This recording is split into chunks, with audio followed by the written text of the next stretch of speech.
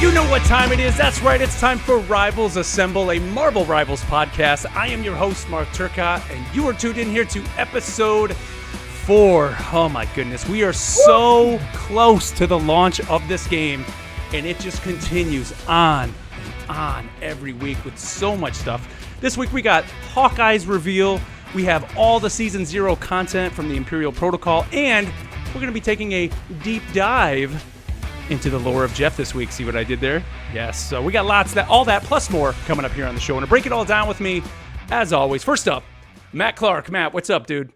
Hey, Mark. We are just 2 weeks away. 2 is such a great number. It's the amount of times I had to repeat 7th grade. So I'm feeling it tonight. So much good stuff to talk about. You learn something new about people every single day. I'm just kidding. I swear. Yes. I'm Okay, so nice you do it twice. No offense to anybody who did have to repeat 7th grade twice. I'm sure it was just by choice. And that other voice you heard there, of course, our other good friend, Neil. Neil, what's up, dude? Hey, Mark. Hey, Matt. Hey, everybody. I have to say I channeled my inner superhero just before we recorded here. It's turning into winter. This is going to be a surprise Canuck corner for you guys.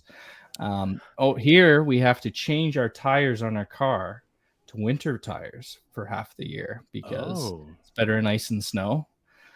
And we store mine up top in racks in my garage. So these are, and we have them on ribs, so they're pretty heavy. I haven't, done that in a little while, but I had to get on the ladder and rip it up. And I was thinking like superhero time.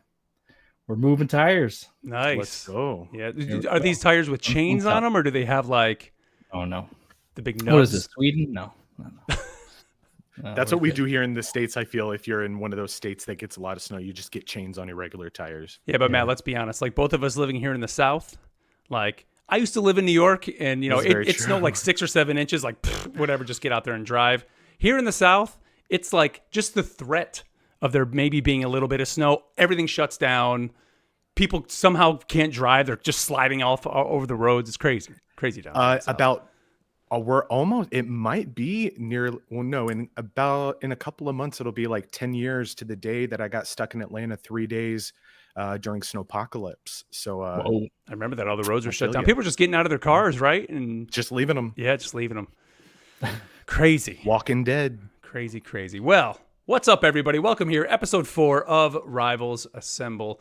A little bit of housekeeping here before we get going. Of course, if you're tuned into the show, thank you for joining us. However you're tuning in, if you're listening to the audio version of the show, either on Spotify, iTunes, whatever it is, please go ahead, subscribe to the podcast. Leave us a little review if you can. That helps always just support the show and just to spread the word of Rivals Assemble.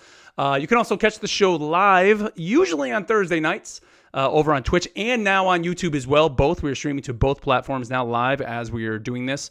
The recorded version of the show will go up, the video version on YouTube, usually the next day as well. So you can catch that. You can find us on YouTube, of course, Rivals Assemble Pod. That's our tag on both Twitch and on YouTube.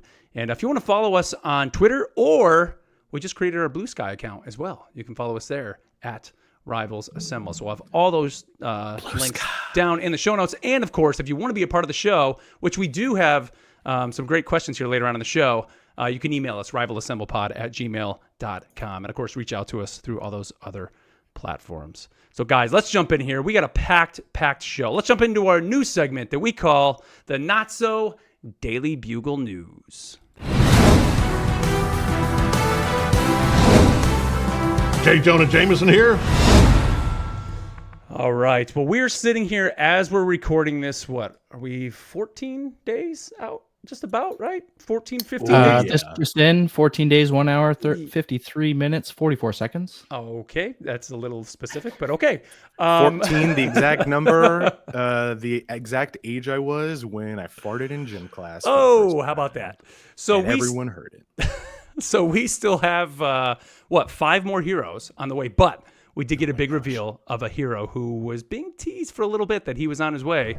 And of course, that is the one and only Clint Barton. Mr. Hawkeye is coming to Marvel Rivals. And we had the official reveal over on the Marvel Rivals Twitter page. And of course, then later on that day, we got a couple matches that were provided to us by NetEase, as well as some training room footage. You can find that stuff out there. People have posted that. And I think even IGN did a IGN video kind of breaking down his kit. But I'll read to you how exactly he was revealed over on the Marvel Rivals Twitter account. And they said, with a tough past and a hard childhood, Clint Barton knew struggle at an early age. Persevering through the hardships, he's become a master and marksman with unparalleled precision. Hawkeye is ready to take aim with his piercing arrow, charging his shot for just the right moment.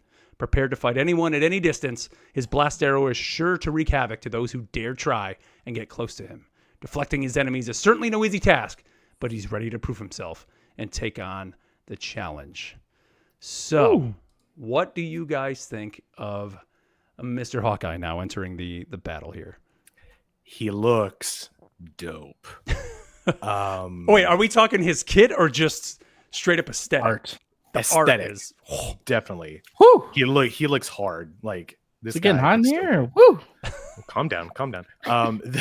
This reminds me of it was an Avengers cartoon in the late 90s, early 2000s on the WB. I think it was Avengers United We Stand, where they had to use like B tier Avengers because all the other ones were, if you remember like the old Iron Man show, the old like Fantastic Four show, those big names were held up in those properties. So the characters were like Hawkeye, Tigra, Scarlet Witch, Vision, Wonder Man. And he kind of reminds me of that look of Hawkeye. Everything there was a bit more bulky and not mechanical, but like more Cyber? armor-ish. Yeah. Yeah. I mean, one of the big things for me is like I love the Ronin Hawkeye. And there was some chatter earlier today about like, oh, maybe the skin we'll get tonight. We're going to get to the skin that they actually showed tonight in the countdown for him. But I was really thinking like maybe we'll get the Ronin skin. But now that I look more just as we're sitting here talking and you look at this Hawkeye, he almost kind of has the Ronin look with the hood kind of all set back, kind of like the Sub-Zero Mortal Kombat mask, ninja mask. Like, Yep, I was gonna say that. he just has that. He just looks great. Great character model, definitely. I just recently started working with a trainer, and all I can think about is how, like, that bow is huge. And so to think about the strength that it would take to pull that back, because the tension on that thing is insane. Yeah. He's got some big arms. Wear the gloves, right? He has huge arms. He's Like, jacked. let's be real. What do you think, Neil? I think he's great. Big fan of purple as a color. So this art and this costume, it looks awesome. He's got the Sub-Zero vibes for sure. The golden blonde hair and ready to snipe, but he's also jumping in, So Yep. Obviously I mentioned this with the Psylocke video. No one's shooting him, so he's staying alive the whole time. So I'm Right, hoping yeah. that They're all that's the scared same of when I play him. Well, let's go through his kit a little bit here. So, we did learn, we did get the actual page here that does show us all his abilities. So he actually has two. He's almost like Punisher, where he has two different, or I think Bucky's the same way as well. They kind of have two different. I don't want to call them stances, but actual, I guess, weapons, if you want to say. So his number one primary is the piercing arrow, and you basically shoot a powerful arrow. And if you watch him as he plays, you can pull it back and hold it to do more damage. And he has this passive that kind of plays into this as well. So if you aim at an enemy to improve your focus, you actually get more damage the longer you point at the enemy. And if you look below his reticule, there's this little like icon that's there. And that little icon, as long as you hold it and you're looking at them long enough, that's when you'll do maximum damage. So, you want to be trying to hold on to it as long as you can, but you also want to try to stay locked onto them as much as you can too, to do more damage. So it's kind of this neat way to make him potentially be a one shot if you can get a headshot on some of these heroes. Yeah. But if you're not pulled back all the way, locked in long enough, and then of course hitting the head, you're not going to get that one shot. So I think that's kind of a cool way that they're making him kind of have this skill ceiling to him. So anybody can go in and play him and do some damage, but if you want to be super effective with him, like that's one of the ways you have to do it. And then the other version of his primary, if you hit over on PC, it'd be hitting 2 to switch over to it. It's this blast arrow. So you shoot down these 3 explosive arrows that don't seem to do a ton of damage, but they actually knock enemies back. And it looks like, from what I've been kind of gathering from it, it doesn't look like the closer you are, the more damage you do, which you would think that in almost like a shotgun, let's say. The closer you are, of course, you're going to do more damage. I don't think that's the case with this. So as long as one hero gets hit, they're just going to get blasted back, and it's only going to take off that small amount of damage on them. But that looks like that'd be pretty effective, because he also has one of his other things is he has this Ronin slash. So you're able to kind of pull out these, the Crescent slash. So he also has the katanas. If you watch the video, he pulls those out. It's a way to knock enemies back. So not only can you do that to knock the enemies back, but you can also then use the blast arrow to blast them back as well. So, Neil, we were talking a little bit. Get away from me. You kind of mentioned in the chat earlier about how he looked like he'd be a little bit squishy and not have. You see him walking around. You see him walking around. He's not moving very fast. So, and he doesn't really have any mobility. I think he's got a double jump. He does. Right. So he can do that. I don't know if that's on a cooldown like Moon Knights, but he's got a couple get away from me's. So you got to really be careful with your positioning. Stay close to your team so they can get you out of trouble, because you're not going to be going invisible and flying away. Yeah. And with that blast arrow, I'm pretty sure they said in the IGN video that no matter if you hit all 3 shots on the same person, it's the same amount of damage, but you can hit more than one person with that, right? So it's kind of like an arc or a like an arc shot. Yeah, it goes three wide kind of thing. So you can, if you've got a big group of people, you can use that. If it's just one person you're trying to do, then you use that piercing arrow. Yep. I think this is a character that a lot of the pro players and a lot of the hard competitive players are going to gravitate toward, because it is how far in are we? And I'm going to start the Overwatch comparisons, which was also commented on this week by the developers.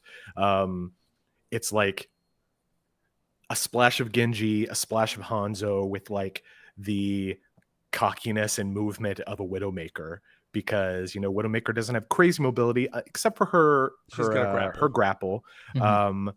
But other than that, you just hear that click clack prancing around, just like looking for the shot. But he's 4-star difficulty. Yeah, which makes sense. I mean, I'll play around with him, but you're not going to see me, guys, I can hop in on Hawkeye if you need someone. Let's go. Every shot counts. It's not a spray and pray kind of thing, right? Yeah. If you miss your shot, it's a second or so. That's actually my legal name, spray and pray.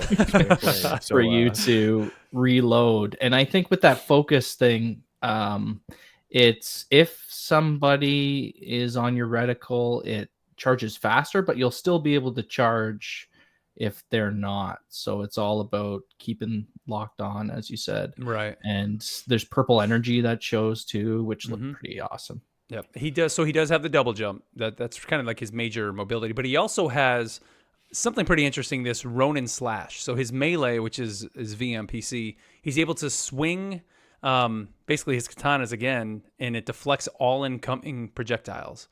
So if you watch, when you see, some of these videos, I mean, he's just deflecting things away, being able to just quickly pull that out. So I think that's when you're going to get to really see kind of the better players are going to be able to not only stay locked in, but then when they see something coming at them, quickly pop that out. But I think the biggest, well, all right, then he also has a hypersonic arrow. So that's kind of his other, his E, where he's able to shoot an arrow that can pierce through multiple enemies, which is great. A lot of MOBAs have kind of characters like this. You always have your archer. I mean, I'm almost surprised he doesn't have a AoE arrow effect. I just almost expected that, because a lot of characters in MOBAs and that. That's your blast arrow, right? Yeah, but I'm always thinking like a rain of arrows. I just, for some reason in my head, which I mean, I guess maybe we've never really seen like Hawkeye do that. But yeah, kind of like the Khonshu in a sense, yeah. But he has a very, very interesting ultimate. So his Q, it's called Hunter's Sight, and it says you capture after images of enemies in his view, and damage dealt to an after image is transferred to the corresponding enemy.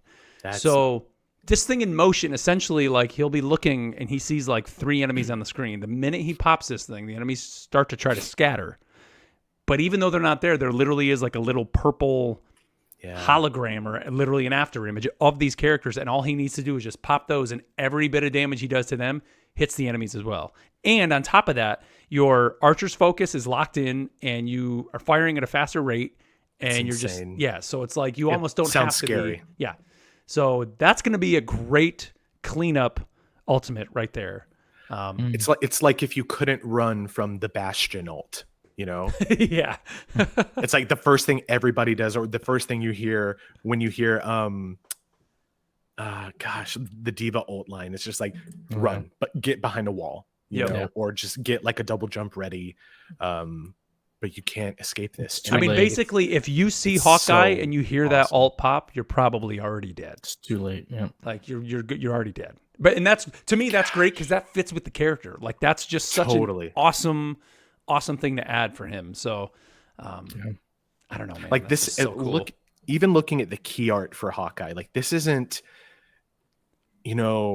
Jeremy Renner's Marvel Studios, Hawkeye. No. This is like a Hawkeye who's been through some stuff, has never skips arm day.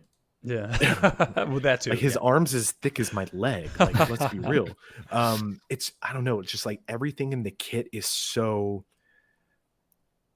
intentional that, like, looking at it from someone who would want to outfit themselves with this weaponry, it just all tactically makes sense, which as a writer is like, this is beautiful writing, even when just deciding the abilities of a character, if that makes sense. Yeah. Now, one of the things I noticed, and I'm popping up on the screen if you're watching the video of a match playing out with him. I don't want to say, and this is just clearly not like a professional term or anything, but I always call characters like this, like the jumping bean character. And like for me, I play Lucio that way. And of course, Lucio in Overwatch can wall ride and do all those things, but I'm like constantly jumping as him. Yeah. And when you watch this gameplay of this Hawkeye player, they're literally doing that. They're just jumping. A little peek. And it's like by doing that, you're able to keep yourself, as a squishy character, keep yourself somewhat safe, but then try to lock in when you can. Yeah. And that to me, I think would be a great way to play this character. You just have to be moving. It's not like a lot of times, like you mentioned Widow earlier, Matt. Widow players are perching up somewhere and just locking down and just trying to take those angles and snipe. I don't think Hawkeye, you can play him that way. Number one, because you can't get up there because you don't have the mobility to get up there. Very true.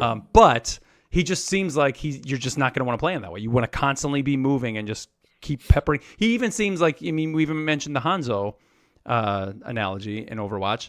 Yeah, it's there, but he just seems like he can pop the shots off quicker than Hanzo. Hanzo seems like you almost have to just pull it more, and a lot of Hanzo players, you always kind of see them kind of sneaking in the back and that. I don't think Hawkeye is going to be meant to play that way. And I would be interested to see if people are really switching between his two different arrows. Like, how often are you going to be using those blast arrows? Is that going to be more just for maybe an escape to blast them away to kind of allow you to escape? Or is it going to be just shot, shoot a blast when they're grouped up and maybe shoot a couple blasts and then switch back over? I don't know. It's going to be interesting to see. He seems a lot more aggressive than a Hanzo, if that makes, like you said, Hanzo, not necessarily backline, but he stays protected, where I feel like since he does have the Wakizashi, he can afford to get up into the paint if he wants. Yeah. I think he would work just fine sitting at the back too. Like this, I don't know why this person's going up so close. I guess you get it easier to get that charge up, right? Yeah. You got a bigger target to charge up on. Yeah, this complete rando who they let have access to Hawkeye. Well, and this is a push map or whatever, right? It is, yeah. So they're moving. Yeah, that's true too. Thing. Does he have a slow fall or anything? Like it looks like I don't think so. I mean, looking at his kit, it doesn't say. It just says perform a double jump in the direction of movement. Maybe when you aim, maybe. Yeah. So that's I think they have a storm with them because I think that's the up arrows. Storm's buff for all of them. I don't know if I don't think that comes with anything else. Yeah, there she was. I could see her. But that's But just doing more that's damage, though, right? right? Yeah, that's Yeah, doing more that's just a damage. buff. I don't think it Doesn't does give like a anything. wind Interesting. turbine or whatever blowing you up to keep them going. But That would be sick though. yeah, there's your Kind of idea. well, talking about how he doesn't have that great mobility. I think it'd be interesting if they incorporated, or just throwing this out there. What if, as part of the destructible environments, was like, oh, a platform is going to reform here, but on the map, all of this type of platform or this one specific platform will start at the ground level.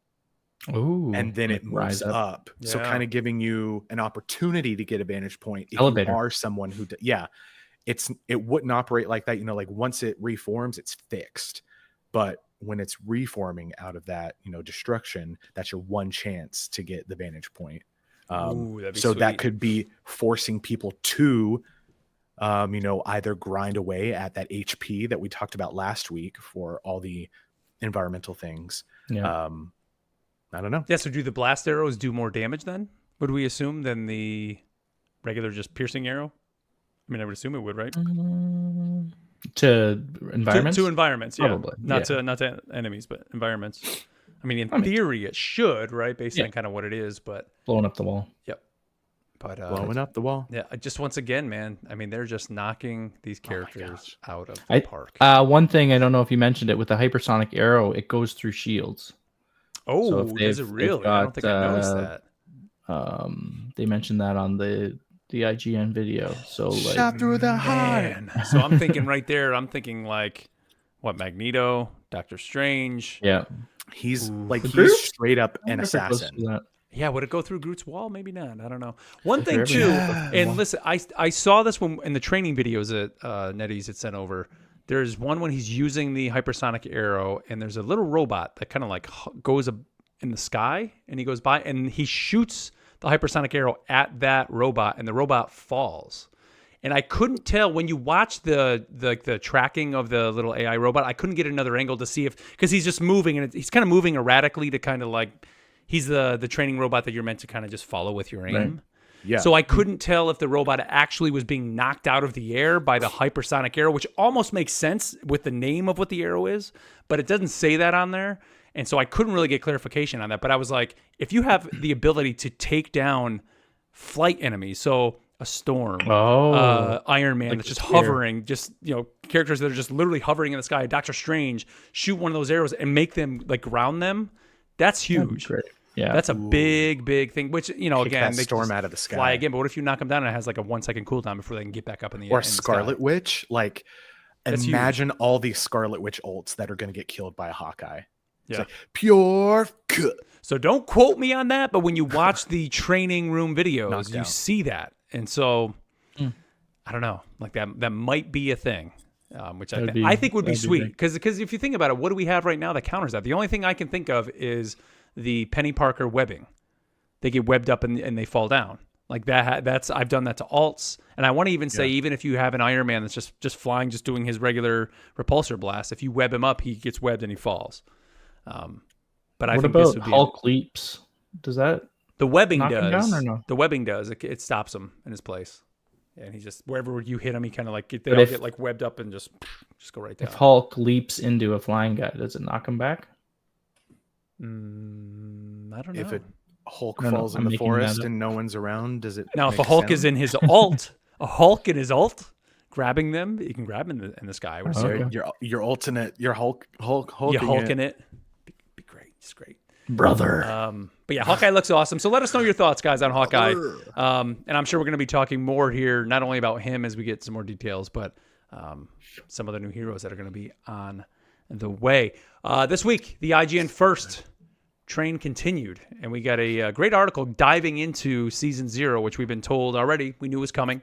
The folks over told us, Guan told us all about it in the video. It's only going to be about a 1 month season. And so the article was called Marvel Rivals Behind the Imperial Protocol, series of cosmetic skins debuting in Season 0 and IGN First. So the article kind of dove into, and they had who did they interview? This was somebody over on the team again. Jinghua, I think was their name. So this was the lead narrative designer for Marvel Rivals, and I think that was one of the more cool things to come out of this article was a lot of the story. And I was pretty surprised at how much story they're building into not only this pass, but I would assume moving forward, this is kind of the way things are going to go. Like they're building these skins specifically for the stories. And like, just to put it into context, you look at a game like Overwatch, and yeah, they have seasons and there's themes, but there's not like story. Like this is straight up like anymore. Like we are doing story. Yeah, right. We are doing story. So they did say that, the production team is working closely with Marvel Games to modify and create an expansive background story and world that suited the game's team-based PvP gameplay. I think you gotta. I think from the perspective as like a creative, but also from the perspective as a gamer myself, it's like I want that in the stuff I'm gonna buy, because recolors don't excite me. I don't feel like they. Right. That's the first thing anyone will comment on. Is like, oh, is this skin just a recolor? Why are we wasting our time? But also, I feel like it drives people to make that purchase if they know that there's specific content behind it. If it's like, hey, Neil, look at the skin that I got. Yeah. And it's because of, in this level, like, look at that stuff that he's wearing. Like, you can see those symbols on all the stuff on the wall. That's from that map. Yeah. Yeah. Right. Stuff like that. But also it tells me that, and I said this about Guangguan last week. It's like, these are people who are like invested in the craft. They love, well, it's either one of two things. They love this so much that they want everything to, have that deep, rich lore, or it's a directive from Marvel that everything has to be narratively tied into the game. Which honestly, I bet it's both. It's not bad. I bet it's both. I mean, Marvel, obviously, this is their IP. They want to make sure their story and it's living up to the Marvel name. But on top of that, I mean, the guys in Eddie's clearly are Marvel fans themselves. And you're not going to just, make one of these games and not put in any sort of, narrative, anything into it. So, I think that's great. But I want to go through, because some of these story bits are great. So the first skin that I want to go over that they show in here is this Imperial Black Panther skin. And the article says that these skins, and this one and some of these other ones, are designed around the concept of Afrofuturism, which combines the ancient tribal elements of Africa with futuristic intergalactic technology. So, of course, this is the Imperial Wakanda, or Interstellar Wakanda that we saw in the map. So they say in the story of Season 0, Black Panther has become the monarch of the intergalactic empire of Wakanda, and thus he should have a kingly outfit to match his status. And that's the origin, of course, of the Imperial Protocol Galactic Claw. Which is a sick skin. So cool. A little bit of purple in there, too, just for me. You got to have it. I saw it and I was just like, I don't even need to look at the other ones. It was just like, if this is a pack, I know I'm there. Just probably. I think these are in the tied pass. to the battle pass. Yeah. So, and if this is what we're going to be promised in the battle pass, 100% worth my money. Yep, I think so too. The next one that they showed was the Imperial Mantis skin, and it says, as for Mantis, in our story, she escaped from the Collector's theme park, then met with the Guardians of the Galaxy. And she said, in Rocket Raccoon, Groot, and Star-Lord's backstory, we explore their experience of repairing the crashed Milano on the planet Clintar, which they went to for a commission they accepted from the Intergalactic Empire of Wakanda. Once they complete their commission, Mantis receives her own battlesuit, the Imperial Protocol Galactic Wings, which combines her aesthetics with futuristic tech. Now, hold on. That right there, how are they going to give us that in the game is my question. So, like, right there, like, that's a whole story arc. That's a movie. Of like, man, so they got this commission, they got to go to Clintar, but their Milano crashed, and how is that going to be presented in Marvel Rivals? We still don't know. Is it going to be like we saw in the alpha and the beta, where Galactica is giving us these story bits, or are these going to be story bits within in the pass, or is it going to be just lore dumps when you hover over the characters? you go in and here's their story for season 0, and you just kind of got to go into the menus. Is there going to be a whole codex within the game? Like, none of that we know yet. But that's exciting. Like, this is great. You guys know Clintar, right? Yes, with the symbiote planet. Yes, like that by itself is like a season. The next season, probably, or wherever. Like, we're going there, probably, right? It's like, oh, we just wrapped up King in Black. Let's just keep going. I mean, the Milano has crashed on Clintar. At some point, they got to go back and get the Milano. So, or is that just going to be a whole season? Like, let's go with the Guardians. We got to go to Clintar, and we're going to have this whole thing, and it's them saving the Milano. And then again, how is that going to be presented in this hero shooter? Like, that to me is the biggest question, and it's just incredibly exciting that the team is all about this. And oh man, you think they're going to do PvE missions? Please. I don't know, dude. Like, part of me is now reading all this. Are they going to just want players just to read this? Like, digital comic? I mean, they haven't announced any other modes. They just said modes. So, and with I think even new season, every season we're getting heroes, maps, and I think they even said modes. That's what it's like. I feel where that PvE was the big thing that was hyped up with Overwatch, and ultimately one of the things that kind of turned a lot of people off of Overwatch 2 when it was said that development had stopped on it. But I feel I don't need a huge push. Like the last big PvE push we got with Overwatch was that big 3-mission Omnic invasion event, which was sick. Don't get me wrong. But like, give me a mission every season. To kick off the season. Yeah, don't go crazy. Don't go hard. It's like we want longevity.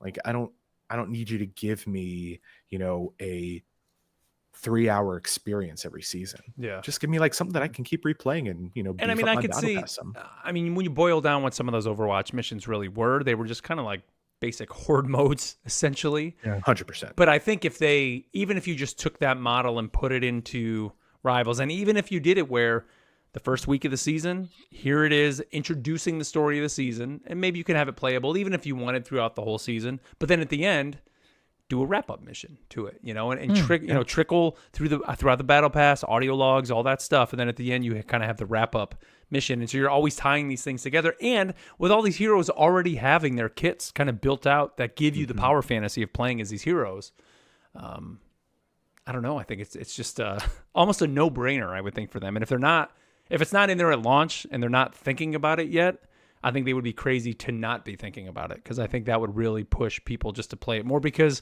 I mean, even buying the skins themselves, it's great. These skins have these backstories to them, especially the ones that are being specifically built for the game, which we're going to get to the different types of skins. But it just would make you want to buy it even more, because then the story 100%. Of that skin, I think, is just I don't know. It's I can't wait to see where this is going to go. Let's go to the next one. Go to the next one. I saved this one, even though this was the second one in the article. I saved it for last because I knew this was one that Matt wanted. And it's the old Captain America one. Oh my gosh. Yes. So Captain America also has a skin in this series, the Imperial Protocol Galactic Talon. This is because Captain America is in Wakanda during Season 0 story, something those who watched the Gamescom trailer would already be aware of. And for Captain America's Imperial Protocol skin, they combined his signature bald eagle elements with futuristic technology. So yes, take a deep breath, Matt. Take a deep breath. Beautiful. First off, I love Captain America. Second off, all of these armors, let's be real, they're sets of armor which are amazing. They are so reminiscent of like Japanese mechs, I feel. Yep. And kind of lend themselves. There's I'm sure it was a ploy to sell toys, but I think 2018, 2019, it was a book called Marvel Marvel Mech Strike. Yes, where I know exactly all the heroes yep. like they got depowered, and so instead they like Captain America piloted a Captain America mech for those of you who might not know what mechs are, think like Power Ranger Megazords or Gundams or stuff like that. Evangelions. And so it's just God, this also reminds me of Captain America, Sharon Rogers in Marvel Future Fight. A lot of an original character for that game. They just took big swings and would just give her the sickest skins of just like random themes. But yeah, I'll let you get into the nitty gritty. Yeah, the skin is great. It looks great.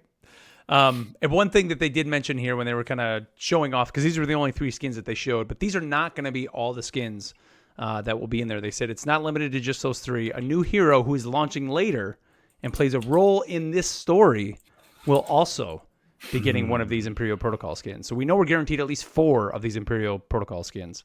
And then the question was asked, how are these skins acquired? Because that's kind of been the big question, right? I mean, we were able to see the shop in the alpha and the beta, but of course that was all just kind of testing and nobody was actually spending money in there. But they said, as for how to obtain the seasonal story skins, some will be unlocked through the Battle Pass progress, and the others will be purchasable through the in-game store. Some future seasonal story skins will also be obtainable for free by completing seasonal stories and major events. So, number 1, awesome that you don't have to get the Battle Pass to get some of these, what will be like these seasonal story skins. But also... seasonal stories, just completing a seasonal story. So what does that even mean? Like, if you don't buy the Battle Pass, but how are you completing a free seasonal story? So is that like maybe the free track of a pass? And what are these major events going to be? Like, are these PvE type missions maybe that we're kind of thinking about? Maybe, I don't know.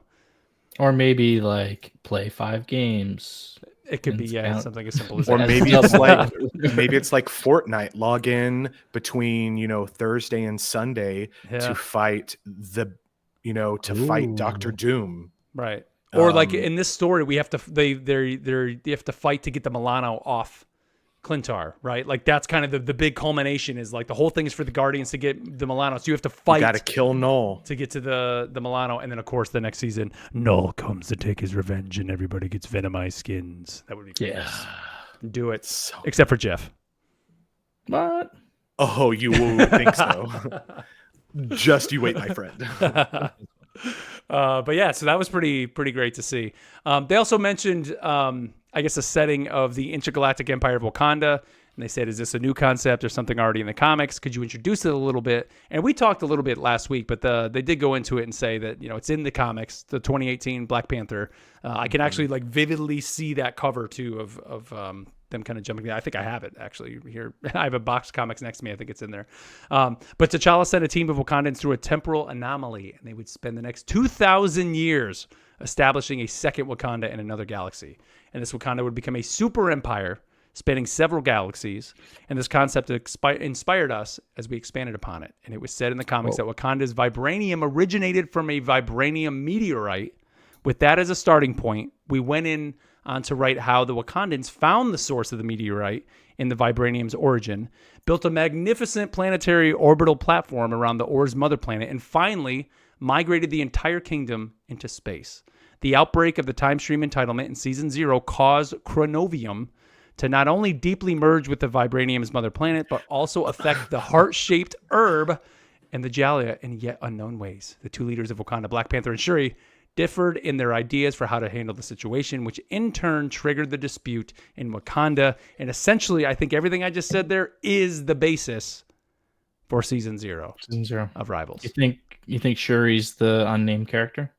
Oh, that would be sick. Maybe, dude.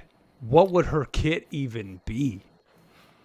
I think maybe like a support, right? She's probably, yes. Yeah, she'd have little gadgets and all that. Tech. Yes. Yeah.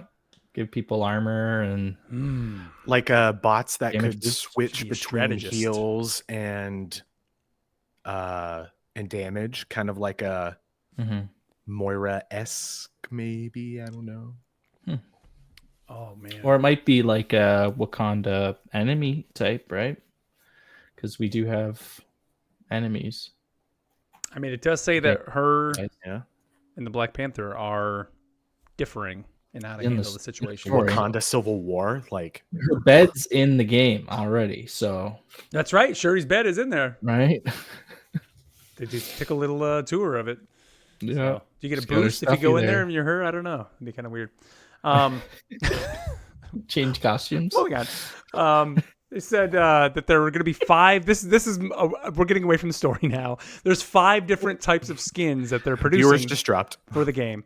Number 1, the seasonal story skins, like the Imperial Protocol that we got to see here. The second, So- oh, go ahead. One thing with that is thinking about it now, these skins, they're way too cool. I don't know if they'd be tied to the battle pass, but with just to compare with Overwatch, when they had the Diablo crossover, whatever, Mhm. they had the Lilith skin, the other stuff, all the stuff everybody really wanted, and that was an extra $50 that was separate from the battle pass. So I'm kind of worried that that's what's going to happen here, because they did say story skins purchasable in the shop. So probably the best stuff's going to be extra money, the okay stuff will be on your battle pass, and then whatever's left gets to be Yeah, the which free I through the mean, thing.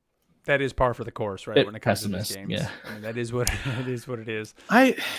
Is it bad that I don't have a problem with that? It's like I don't feel that. I don't know. I don't. You put what you want into the game, so it's like if you Yeah. don't want to pay money, like okay, you don't get everything, but it is free to. It is free to play, so they got to make their money somewhere. Yeah. It's like it's a weird back and forth balancing act. Yeah. I don't know. The second, of course, comic classics. They said they'll go through and select some of the most memorable and classic hero costumes in the original comics to make the skins, staying as true to those designs as possible, which is great. The third category, of course, is the MCU, which we've already seen some of those in Marvel Studios' Guardians of the Galaxy Volume 3.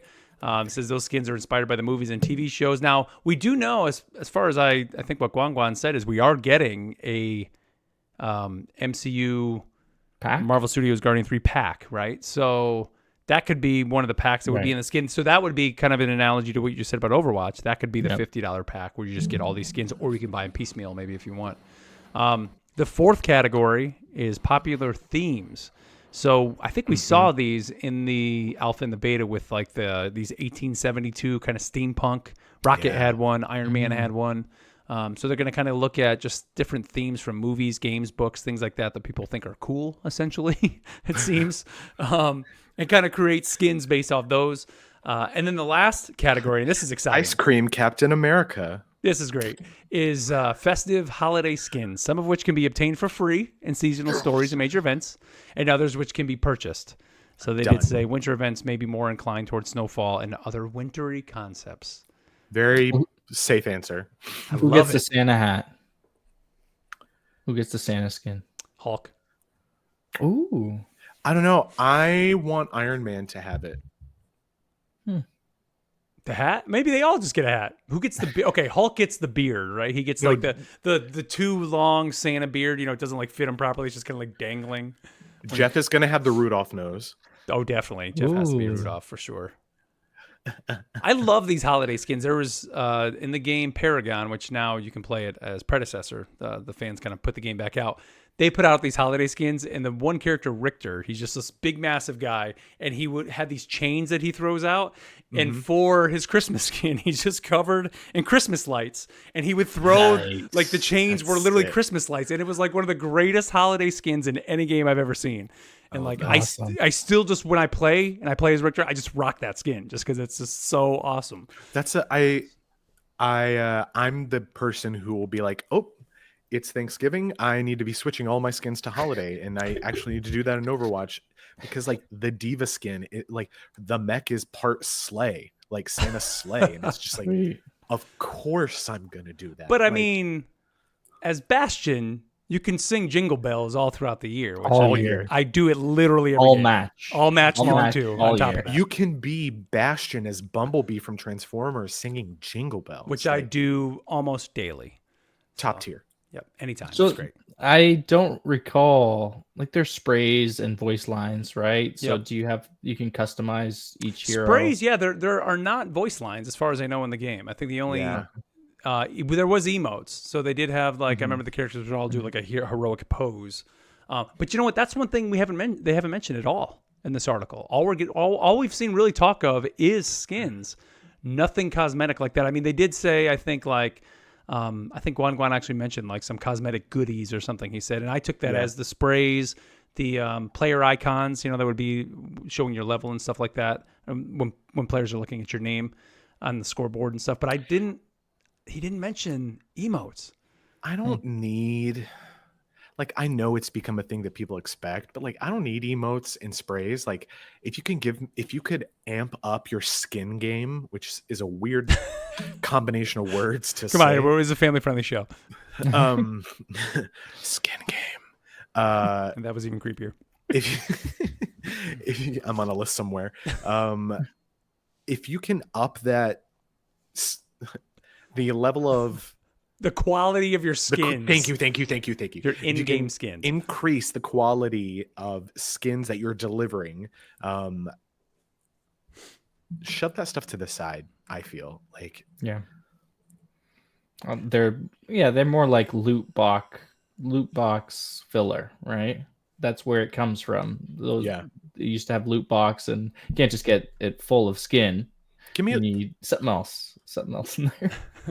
I'll be honest though, dude. I love one of my favorite parts of like an Overwatch match is those first like 30 seconds, just sitting in the room of people just like doing dumb stuff. And we had that in Rivals, and you would go in there and people were just kind of, but like we didn't have enough emotes at that point, in the alpha and the beta. So hopefully, I didn't even think of those things. Like hopefully those will be there, because it's always fun doing that. But the cool thing Rivals did too was we had the dialogue between characters, which was great. Yeah. So which was very modern, even caught up with the comics. I remember like Magneto talking about like Krakoa and stuff like that, which was awesome. Yeah.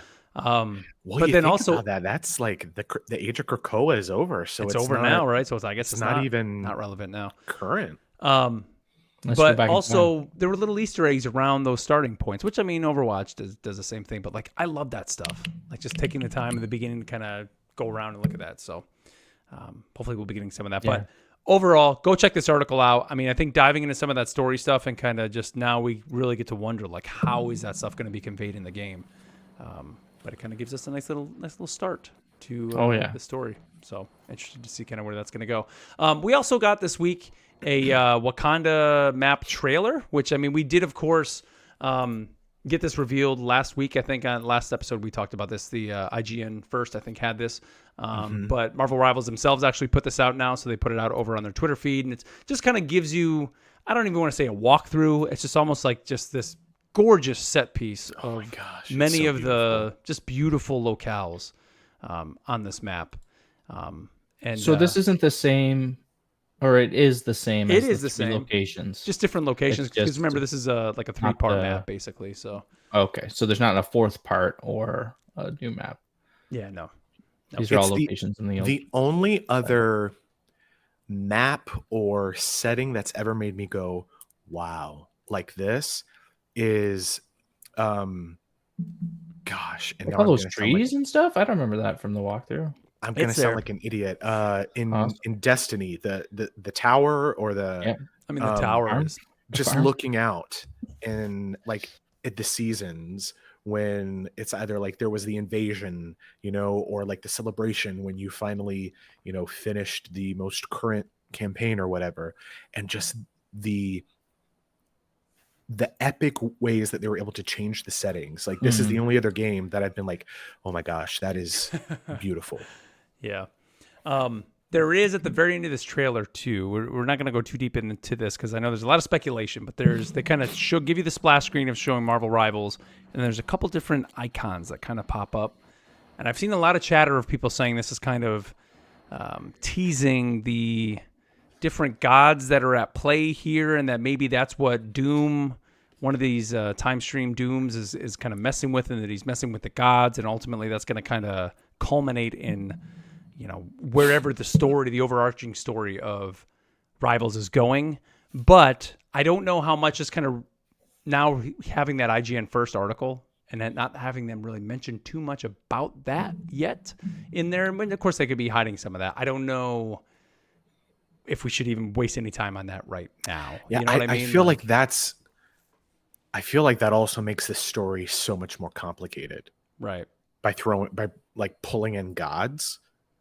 Like Afrofuturism is like its own like sort of vibe, and kind of, I don't know, extending it to that is just like, how much can we cram into season 0 that is a month long? Yeah. Right. Now, one thing we didn't mention, actually, just speaking of maps, was in that Hawkeye reveal video, there was actually a footage of a new map. And so something we hadn't seen yet. This was a Hydra-themed map that we saw on Okay. there. So what did you guys think of that? I'm going to try to go back and let me get that footage pulled up here. It looked like it had high catwalks kind of thing and smaller corridors. Some of the spots, and you saw Hawkeye knocking people off the side. That's one thing with his blade. I want to play him, come to Wakanda, knock people off the Off the waterfall. the dueling waterfall. Yeah, I am the Black Panther now. yeah. Hawkeye can't say that. Kind of industrial. We need that city industrial. Like, there's going to be the intergalactic Wakandan Empire, Shin Shibuya, but then we're also going to be getting like New York or Berlin, New York, something. 99. They got to give us like a chill one. Yeah. This one looks feel cool like though, this man. is This Hydra base. I mean, they're seeing that it's clearly like in the Arctic somewhere. I mean, when they're outside, you can see that's all hidden in the snow caps of some random Antarctic, location. But yet, then at another point, they kind of get deep into this area where there's like almost looks like a Mustafar type thing. Like there's like either lava or like this orange glowing thing. And then I don't know if you noticed, there were some tentacles in the background of there. So I don't know, is there some sort of creature or something down there? Is Hydra messing with some sort of mutant? Could this be Savage Land?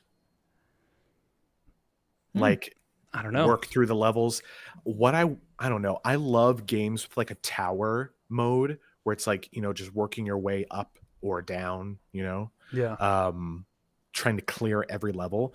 And I think that would be a fun team mode, just to be like, capitalize off the season mechanics that Destiny does, where it's like, who can, get through this the fastest, who can do this. And it just introduce like, clear the underground passage to the Savage Land, descend through the levels and, get, I don't know, emerge and kill Sauron first or something like that. I don't know.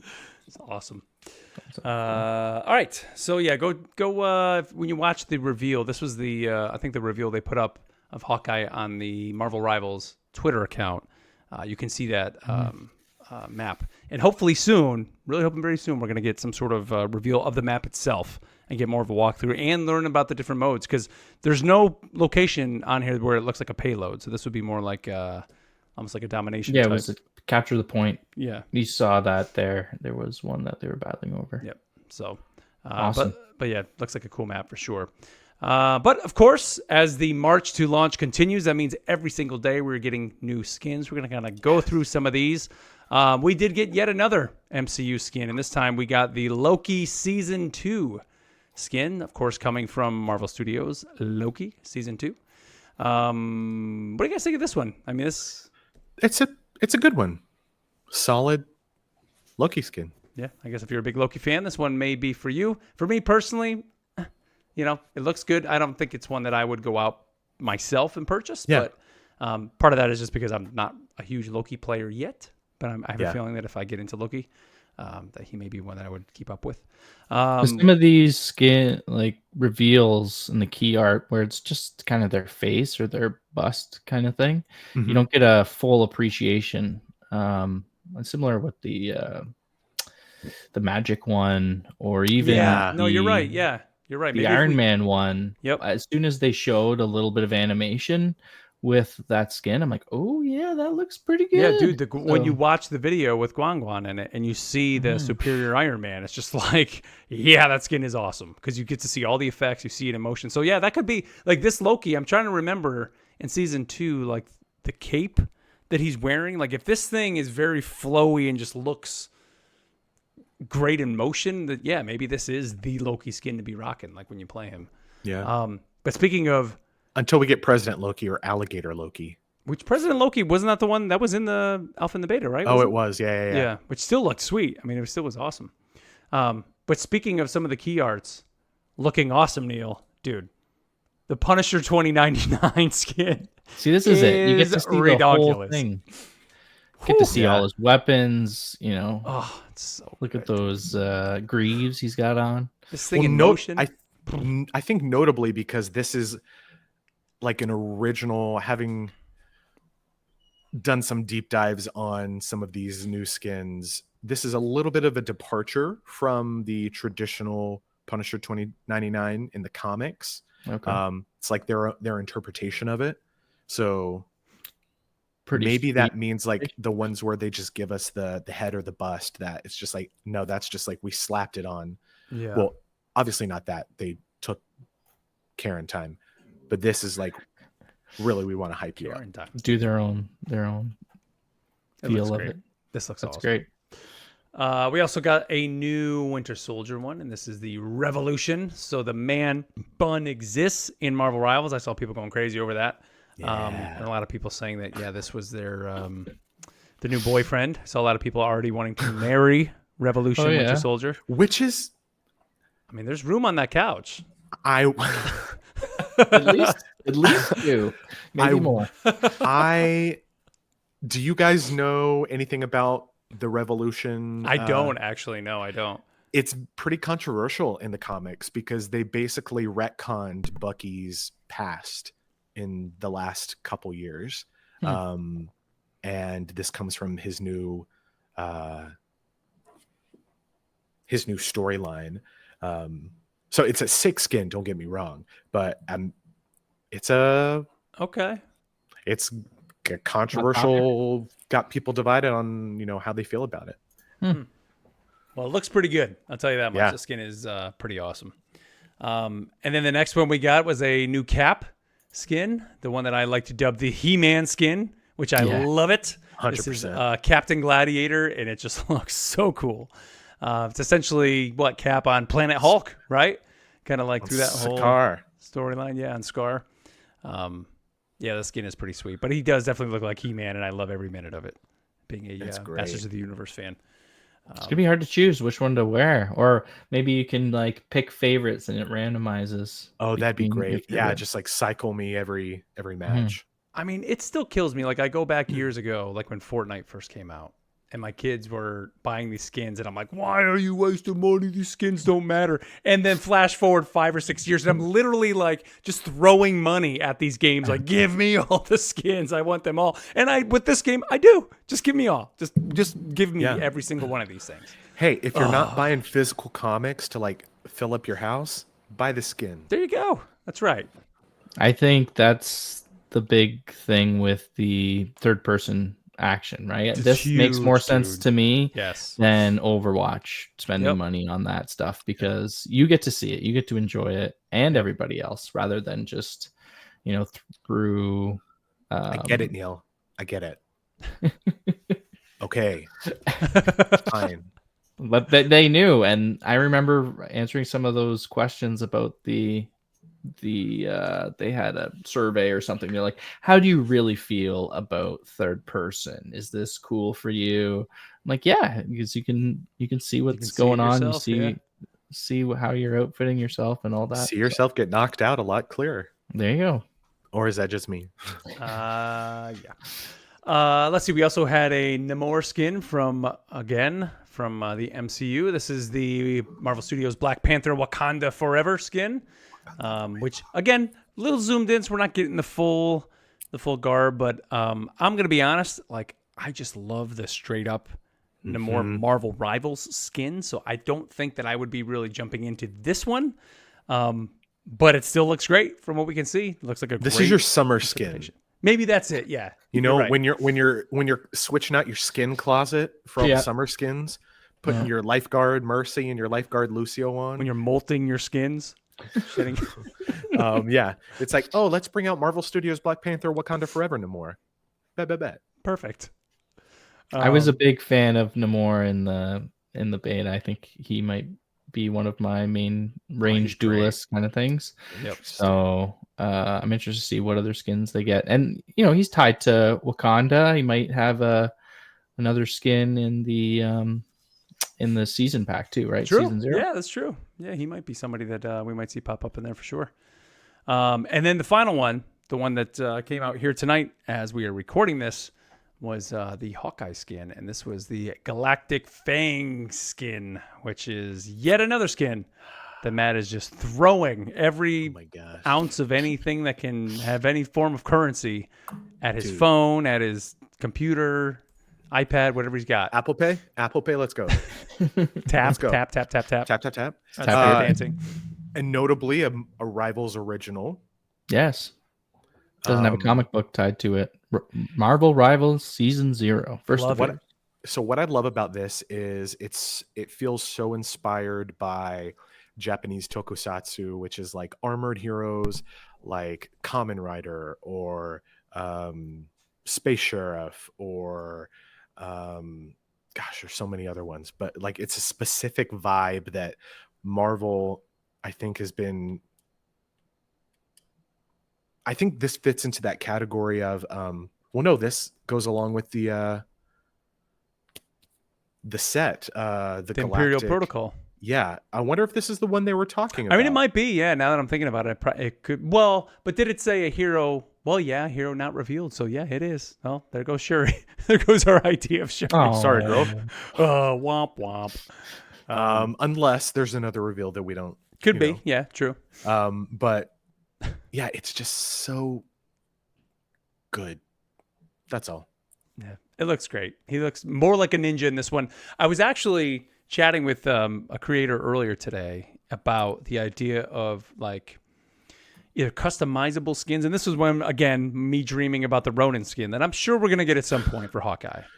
But we were talking about the idea of putting the hood on and taking the hood off. And then that led to the discussion of, well, this is a superhero game. Mm-hmm. Superheroes put their masks on and they take their masks off. So what if we just do that with all these skins? Like, give you the ability to do that. Now, of course, I know it's not as simple as just change the head asset on the skin. They're essentially creating two skins to do that. So I know it's asking, way more for what these devs really need to be doing. But I thought that would be kind of neat to have certain skins that have that. And of course, there probably would be a more premium skin at that point, but a paid skin. But it would be cool to be Ronin and either have the hood up or have the hood down. Or be Spider-Man and run with the mask on or take the mask off. Or even Venom, same thing. Like, I think that'd be kind of neat if they gave you. And it would make sense in a superhero game for you to be able to do that because you're able to, play as. Or maybe you buy the skin and then every skin has its own little pass built within it and you are unlocking the different aspects of a skin, So you're investing in the skin and getting your own little thing to work for. I think might be a cool little option if they put something like that in the game. Yeah. But grind it.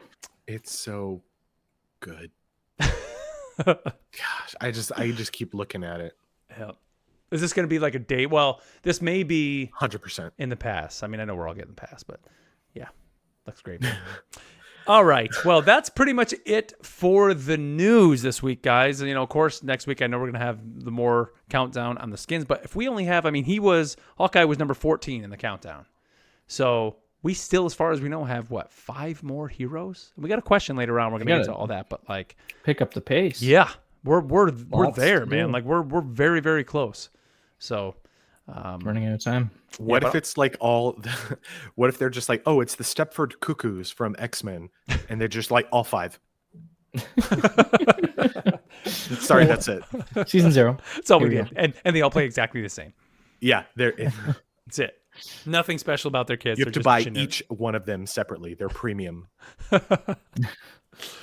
All right. Well, that's it for the news. There will be links to all this in the show notes. So if you want to find something we were talking about, and I do urge you, go read that IGN article just for the story bits, because obviously I spit a bunch of it into the microphone here, but when you actually read it, you can comprehend it. And I highly recommend you do it, especially if you're interested in the lore of this game. I think it's just scratching the surface of what we're in for when this game finally launches and where we're going to go beyond this first season. But all right, let's move on here to our next segment, our lore segment that we call the Cerebro Files.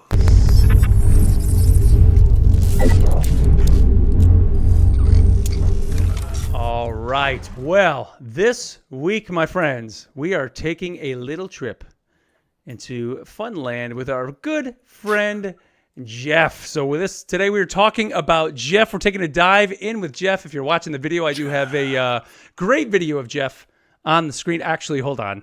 Oh, maybe that's not the best video of Jeff. Not in the best way you could see him if you're watching the video. Ring, ring, ring, ring. It's Studio a video. phone. Wait. Hold on, Mark. That's Marvel PETA. Yeah, let me put you on Again? hold. We'll talk you just. Yeah, I don't know how they got this number. Hold on. So this is my favorite video from the beta. I think this was in this. Yeah, because Jeff was only in the beta of me playing as Hulk, hulking out, grabbing Jeff. Oh, and ouch. Just Jeff not exactly Yeah. surviving so much because you can He as caught Hulk out grab- without his team.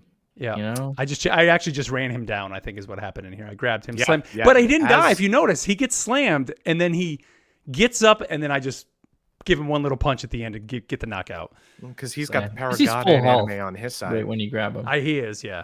So there you go. So as Jeff can survive, or at least in the beta, could survive a Hulk out, grab, slam, and then still he needed one more shot at the end. So he almost got away. Should have dove in the water right away. Crazy. I feel like this is kind of like our friendship, Mark. It's just like I find something that I like, and Mark's like, you like it. You now. know I don't love you or like you if I'm not making fun of you. That's just kind of the way that it goes. So. Such a healthy relationship. But in all seriousness, let's get into some Jeff here, Matt. I know you got some good details about our buddy Jeff. So Yeah. So I Go ahead, don't know. my friend. I've just been, and the more I've read and just dived into our buddy Jeff, I'm not the only one who's just become taken with him. It's kind of like become a underground favorite for a lot of people, kind of like the Marvel mascot, if you will. I feel like Lockjaw once upon a time had that role. okay, yeah, he and did. You're right. He's kind of been pushed aside after, with the Inhumans have kind of failed to find their footing in modern Marvel. And so Jeff has, taken that. So Jeff, you see him on screen now, Jeff the Land Shark, also known as Jeff the Baby Land Shark, or you may know him by his Christian name, Jeffrey. That he is called by his owners when he gets in trouble or does something naughty. Jeffrey. No. Jeffrey, So, would you stop it, Jeffrey? and I'll get to that. Created by Kelly Thompson. If you are into comics, she is the writer, most recently Captain Marvel, Hawkeye, A-Force, that all-female hero team. She did a run on Deadpool, Black Widow, West Coast Avengers, and right now is writing Absolute Wonder Woman for DC, which if you're not reading, like, go pick it up. It's an amazing book. But she's done so much more than that. And art by Daniele Di Nicuolo, who I love personally because he did the Boom Studios run of Mighty Morphin Power Rangers, created some original canon Power Rangers in the comics, which have spun off to get their own action figures, and it's a whole thing. You can check out my other podcast, Power Rangers Assemble, for that. But he does art for Miles Morales, West Coast Avengers, Marvel Snap. He's done a lot of work for an original book, Seven Secrets, and a lot of other stuff with Marvel, DC, and Boom. Wanted to give those creators their flowers because it's a pretty recent character in probably like the last 5 or 6 years. First popped up in West Coast Avengers, a new launch of that. Historically, the book was, once upon a time, it was the book where like Vision and Scarlet Witch originally got together. And that spun off like Vision Quest and stuff like that. Some of those really popular things at the time. This title, this volume of West Coast Avengers that he's introduced in, like, look at Jeff. That's the vibe of this book. He's awesome. He really is. So he is there, let me read you the official blurb from Marvel. Um, Able to swim in the sea and walk on land, Jeff the Land Shark is aptly named, and he helps heroes too, making him a hero in his own right. Uh, so he's like the best boy. He was created. He was one of many, a pack of land sharks, if you will, created by MODOK. But this was West Coast MODOK. You know, he was going through a phase in his life where he wanted to redefine himself, and so he was going by Brodock. Did he have like a Hawaiian shirt on, or like a? This is 100% real. And basically, he created this gang of land sharks to take revenge against all the women who had previously rejected him in life. This is canon. But the West Coast Avengers stepped in, and kind of redirected this pack of land sharks. And notable at the time on the team was Gwenpool, which, a lot like Deadpool, character breaks the fourth wall. She is from our world, knows that she's in a comic book, knows that she is a visitor, and she sees Jeff and takes pity and kind of adopts him, because he doesn't want to go back with the other land sharks, basically. And there was actually, when the character was getting created, it wasn't going to stick around. Basically, they wanted to have a running gag with Gwenpool, is that she would randomly adopt strays and name them all Jeff. So before Jeff the Land Shark, she had Jeff the Cat, which didn't stick around for long. But response was like explosive to Jeff the Baby Land Shark, that he stuck around. And kind of like over the books, Gwenpool had this realization. She's like, you know what? Books that I'm in tend to get canceled by Marvel. So, this fourth wall breaking thought. And so she's like, why don't you go stay with Deadpool? Because his book will keep running. And then it got canceled. Like legitimately. Wow. He's been passed around to Elsa Bloodstone, the Monster Hunter, and most recently Kate Bishop, Hawkeye, who he's currently with. And because the vibe of the character was just so feel good, Mark, you've talked about this. He got his own line of Infinity Comics on Marvel Ultimate. Thank you. And they've actually published that in print form. That's sweet. Yeah, see, that I didn't know, man. I thought they were just it's Infinity Jeff. Books. And if you are a parent and you're listening to this, It's Jeff is the perfect storybook for you and your kids. It is minimal text, minimal speech. It's cute little Sunday funny comic strip style cartoons. Exactly, dude. If that's what I was thinking, and I want to mention that, it feels like the Sunday comics. Just like cute little slice of life stuff. Like, oh, Jeff makes cookies in the kitchen, and then Captain America like pats him on the head and he walks away, and oh no, Jeff left the kitchen a mess. Oh, that darn Jeff. Or it's just like what else? Oh, Jeff wants to go outside, but people are scared that he's a shark. So he goes and gets a dolphin costume and people love him, I mean, when we were, before we started recording, I was showing Neil one on Marvel Unlimited, and it was Jeff wanted some fish and he goes to get the fish, but he sees a cat and the cat, he growls at the cat or whatever, but he realizes the cat's actually hungry. So he takes the fish into the alleyway and gives the cat the fish. To the cat and its babies. And then the last shot is like all of them laying down together. And it's just like, come on, dude. It's like, Jeff. Like, he could be, I think I put it in our little conversation the other day. He could be Marvel's Grogu.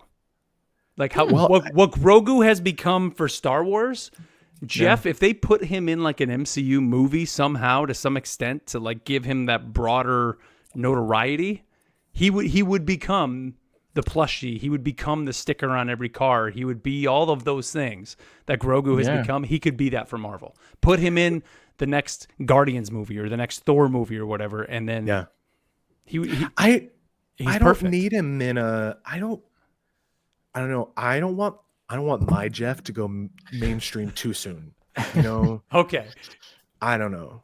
But critics have loved him. Like the Jeff verse, which is another collection of his stories, because there have been multiple seasons of the Infinity comics.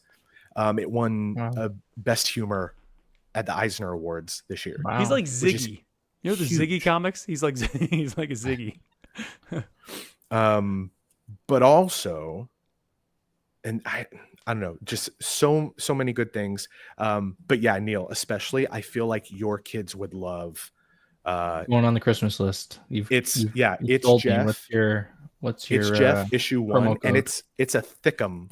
It's got a lot Yeah. of stuff. You might need to put it in like a page protector or something like that. Yeah, maybe I like- could get like a hardcover if they have a. I know there's a trade coming out, but it's not Yeah. until next year. But you know what, dude? Now that I think about it, I bet you Marvel Rivals will push Jeff up Yeah. to just as well. Here I am saying you got to put him in the MCU. Maybe you don't. Maybe he can just be this random character that when you go to that hero screen and you see Captain America, Iron Man, Venom, Spider-Man, and then you're like, what the heck is this little shark? People will go out and search that out. And maybe that's the reason, like we had mentioned, like give people the option to somehow take a jump into the comics through Rivals. Give them a code for a comic or something like that. What is that? Yeah, if only he had like good skin options. Oh, this is Venom Jeff. Jeffem. Death of the Venomverse. Jeff, That's So this amazing. is just a variant cover from Death of the Venomverse. Jeffrey Brock. But this week, actually, I was at the comic store today and had to do a deep We are Jeff. dive. There's an event going on right now called Venom War, and Jeff got his own issue of It's Jeff, the Venom War, where God, dude, I'm so going he to the comic shop this combines week. with the symbiote. That came out this week? Yeah, this week. Okay, I need that. And I got a great Gwenpool variant man. along with it. And it is a great story. I won't spoil it for you, but he gets into some shenanigans after joining with a symbiote. But the sky, like the Scared to eat sky is the people. limit for this kid. I don't know. It's 100% like Grogu, because everything is just like, oh, that's cute. It's cute. Yeah. And there is, I have to find it in the first volume of It's Jeff. There's one strip where he steals a bunch of the hero's stuff. Like there's the only words that you'll ever see are Jeff going like "Mrr," or Kate Growling. Bishop yelling Jeffrey. That's the only, because that she's like Jeffrey. But he steals era. Cap Shield, Falcon's, or now Captain America Sam Wilson's wings, oh, Lord. Black awesome. Widow's Widow Bite bracelet, the Eye of Agamotto from Doctor Strange, Miles's hood. I mean, and then that's what, like, every season they should just give Jeff, like, a skin related to the season where he steals something from whoever, like, the main. Wakanda. Didn't he swallowed all the Infinity Stones or something at one point, didn't he? His stomach was hurting, so Kate Bishop takes him to the vet, and they do like a scan of his stomach. I just have to show you Just because ate I all have the the book Infinity open Stones. now. Like, that's fine. he the whole Infinity Gauntlet. Where's my light? Oh, my Lord. Yeah, that's the contents of his A stomach. whole bunch of stuff. Jeff, in you there. crazy. Jeffrey. A license not the plate. Infinity Gauntlet. The Infinity Gauntlet, a snow globe, a rubber duck, and then Kate Bishop, Jeffrey, what are you? Somewhere there will be a child whose first word is just Jeffrey. Yeah. There's That's the only word one. they can read. There's one issue where he's super hot and it's summer, and Jeff he's meant to be in the water. Yes, he can walk on land, but he gets super hot, and Kate Bishop won't let him sleep in the fridge. That's all he wants to do. He clears all the stuff out of the fridge, and she just comes in and she yells, Jeffrey. So what does he do? He picks up the phone and goes, Mrr. And in the next panel, Iceman is chilling with him, literally, in the backyard, holding the hose and making it snow while he does snow angels in the summer. Nice. Amazing. Like, That's All great. right. This is what I need. Yes, Jeff is amazing. I mean, we always mention it. Marvel Unlimited is great for Jeff because those Infinity comics are in there. That was my first exposure to him, and there are a lot of issues of It's Jeff as well as the little spin-offs from that. And I mean, you can tear through these things because if you're not familiar with the Infinity comics, you actually they're number one. They're made specifically for Marvel Unlimited. I mean, Matt, you said they put those trades out, but the original versions of those stories come out in the Marvel Unlimited app, and they're built for the phone. So you kind of just scroll your finger up. So even if you're reading a regular comic, rather than go like panel to panel, left to right, you're actually just scrolling, and the image is just a constant flow. So it's very cool if you've never seen one of them. But the Jeff books are perfect. I'm telling you, if they made board books for God. toddlers, Yeah. Like the golden, what are That's those what called? I my need. gosh. What are those golden, Board you know, book the books I'm money. talking about with the golden spine? We have those, Neil, you could even get this, take a little cutter and just put them in page protectors and keep it in a There you binder. Daughters would love it. They did make, I do have Star Wars ones, golden books. Become a Jedi, learn about, I got a Mandalorian one. They're He's a great. good father. But yeah, that's our Jeff. buddy Jeffrey. Good old This Jeff. is the second time I'm being kind of exposed to Jeff. First time being in Marvel Snap. I'm like, okay, there's a new card. It's a shark. It's Jeff. Okay, this guy can move around. All right, It's Jeff. yeah, I appreciate the breakdown, and thank you for deciding what I'm going to buy my kids for Christmas. So I will say there is a plush out there right now, but I believe it's tiny, and it was a New York Comic-Con exclusive, I believe. So you can only find it for exorbitant amounts. Crazy amount of money on eBay. Yeah. Crazy. Welcome. All right. Well, man, what a good hero to talk about. Who are we talking about next week? Did we figure out who we want to be chatting about next week? Ooh, good question. Do we want to keep on the route of like not widely known heroes, or just like digging into the past of what we don't know about someone really popular?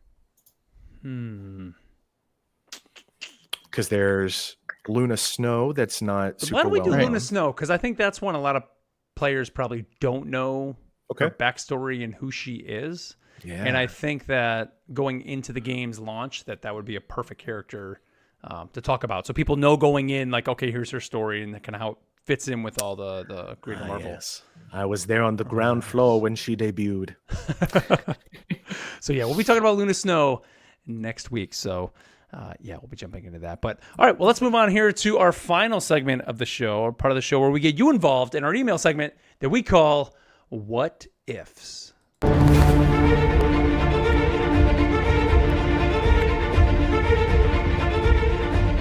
All right, well, don't forget, you can always email the show to rivalsassemblepod@gmail.com, or you could hit us up on Twitter or Blue Sky at rivalsassemble. Or I put out a little message earlier today to our community over on YouTube and said, hey, I'm just asking, give us a question, give us a topic. And we got a response here from Deity503 over on YouTube. He said, asking this question, having never played, do you think with how the roster is looking, the best team compositions will run 3 duelists with some players' escapability, perhaps up to 4? So, you know, in theory, you would think you want 2 vanguards, 2 duelists, 2 strategists. I mean, that's kind of the basic way these hero games. Now, from my experience in playing the game, there were many matches where you would just get 1 vanguard and either 3 or 4 duelists and 1 strategist. I mean, it happened a lot. And sometimes it was viable. If you had a good strategist who was able to keep the team healed up, if you had duelists that were survivable, depending on, you know, who they were playing. And then usually, I think for me, those matches were usually when you'd have a tank that was either Magneto or Doctor Strange. Someone who could actually, or even a group, someone who could actually put up a straight up shield and block the team. If you just had, like, let's say a Hulk, just like a dive tank, if you want to say that, a character that in my opinion, is more of an off tank. Yeah. I didn't see it working out that well. But what do you guys think? I think this kind of goes back to what we talked about last week, is they don't have the locked positions, right? Right. So it's not 2-2-2. We There's don't no know role queue. yet. So as you were saying, it depends on what kind of tank you have, whether you want one or two, or what kind of healer you have. Strategist. If it's Jeff that can keep everybody happy, you're good. If it's someone like Loki or other ones that aren't very healing heavy, that you're going to need like a secondary one, or if you're going more damage based, it's kind of good that they're leaving it as a open queue kind of thing, right? Because we're Yeah. going to see how that happens and how all of these heroes work together. I can see the team composition being a lot more crunchy and competitive. I could see this very much becoming a very popular thing: 3 duelists, 2 strategists, 1 vanguard. Because think about it: if you have Black Panther, Magic, Spider-Man, Winter Soldier, and then like Luna Snow and Doctor Strange, like, disgusting team. Like, just wipe the map. Like, I guess depends on the type of game you want to play. I think it's also map, right? Is it a push map? Is it the hold a location, whatever they call that one? And if it is the push, are you change. on offense or defense? Offense or defense? Yep, that really makes a big difference. Yep. I think it's just. I don't think there is going to be a best, and I think the fact that they can even mess around with the team ups and all that from season to season, I think is going to play a big part in that as well. They're going to be able to kind of play around with that. I think that will become part of the meta. Yeah, definitely. So, with the heroes available now, most are duelists, right? So you got your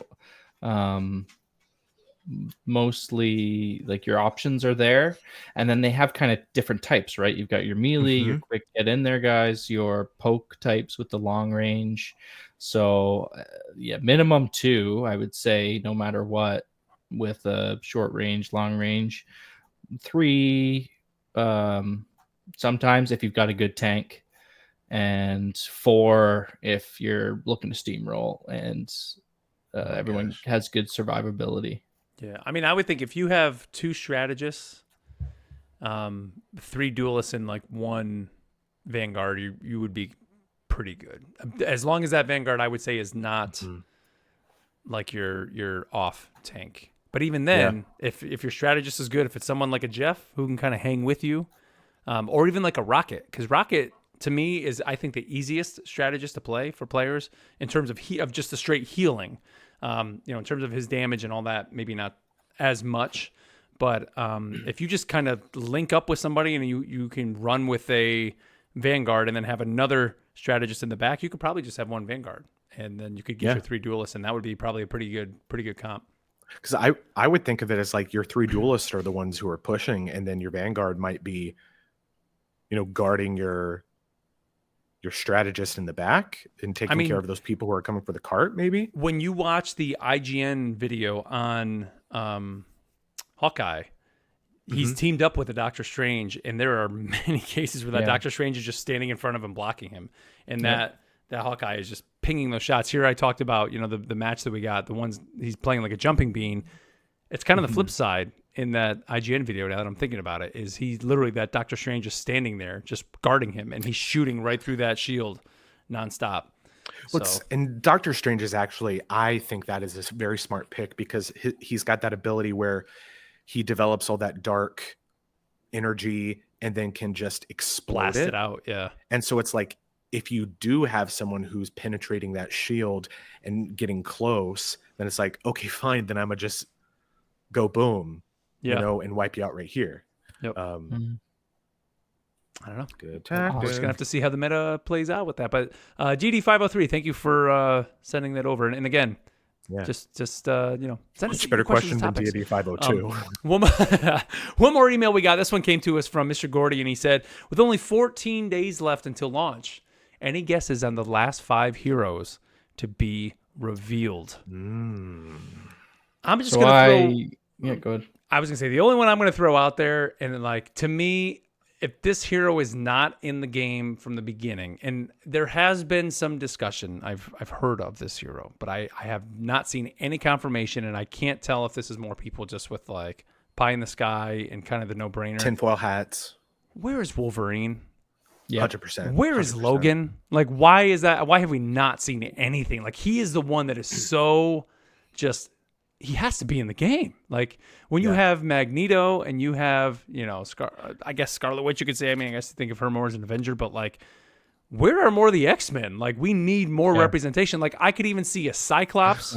Where your your optic blast. Like, just imagine how amazing that ult would be. Like, just a whole lane-filling blast where he just hunkers down and it just whoosh, this huge cone and just decimates everything in front of you would just be awesome. Like, he takes the visor off and opens his eyes would just be awesome. Alternate skin, no visor. Oh, he's got the sunglasses. Auto He just fire. lifts the glasses up.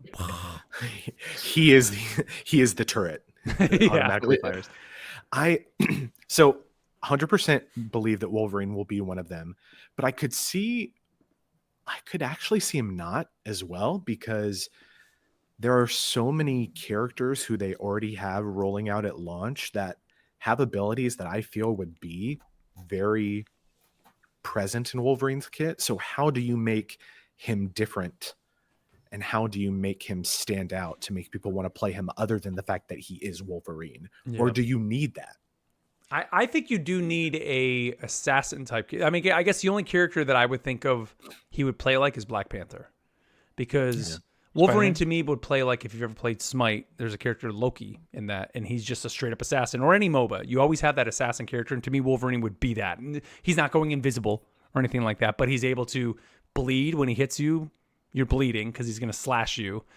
He has some sort of berserk mode, and then I would assume his ultimate is him just going bananas and probably almost like this unkillable. Is that too Hulk?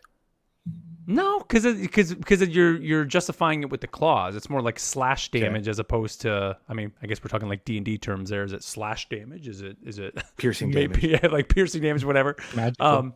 I don't know. Maybe I think we need more of those characters. I guess I guess Magic and Black Panther would be the closest to, I think, how he would play. I don't know. Who do you think, Neil? Anybody else?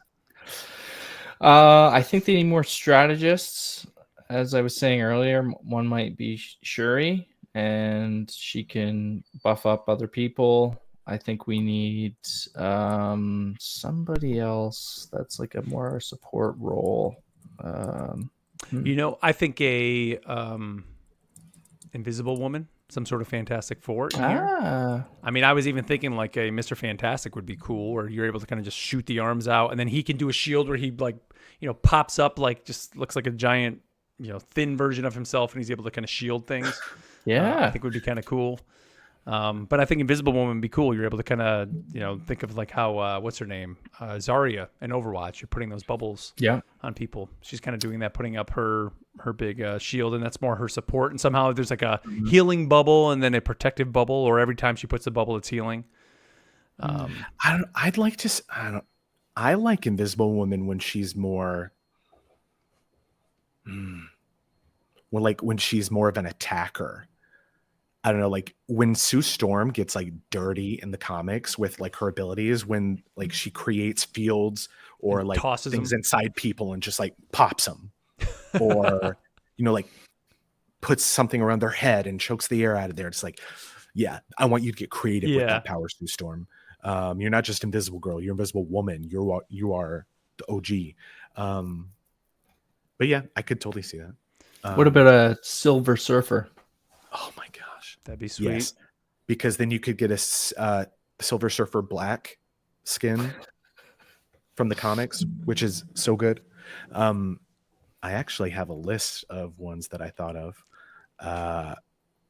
Wolverine being one. Ghost Rider is number 2 on there, because you've got Cosmic Ghost Rider, you've got Danny Ketch, you've got the amazing Nicolas Cage movies. Are we gonna bring him back, make him the voice actor? Come on. Yes, he is. I'm Ghost Rider. We're gonna steal the Declaration of Independence Make him the with my Ghost Rider. Asgard. My head's make on him the Keanu Reeves of Cyberpunk.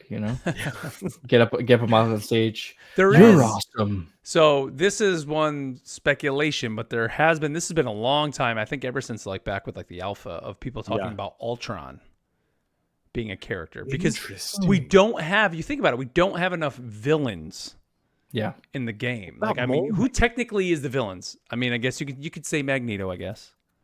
You could say Venom. Loki, maybe? Hela? Yeah. Who else? Like, we need more villains, Magneto. Man. I said, like, I mean, sorry. Imagine like instead of Wolverine, what if we get Sabretooth? Jeff? Or Jeff.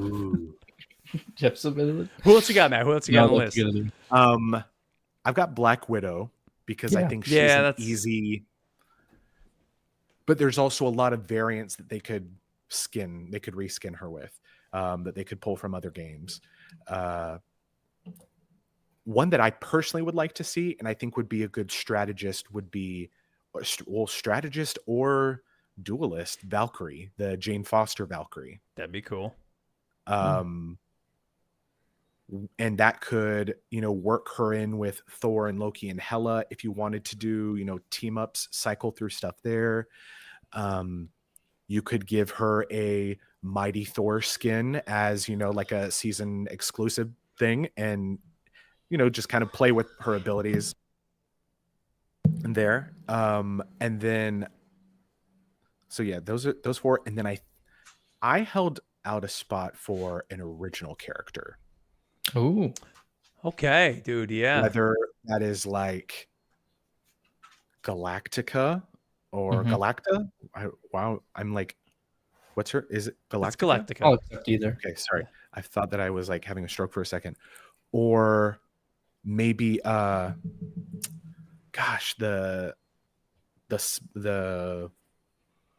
girl who, the spider hero that left the spider, the weaver or whatever, that you're in the Shin Shibuya map. Oh, okay. Yeah. What I'm talking about?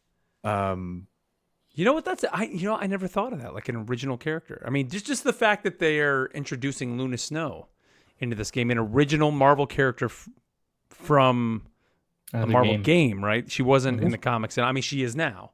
But like, her first appearance was straight up Marvel game. No. That's a great thing, dude. I never even thought of that. If they want to build their own story, putting in their own original characters as well, in conjunction with working with Marvel to do that. I feel like it's a very bold move to do at launch. But I mean, out of it is, but I think it helps set the tone for for what the resources they're putting into it. Right, exactly. They've got the writers. They've obviously, because they've got this big story set up, right? Yep.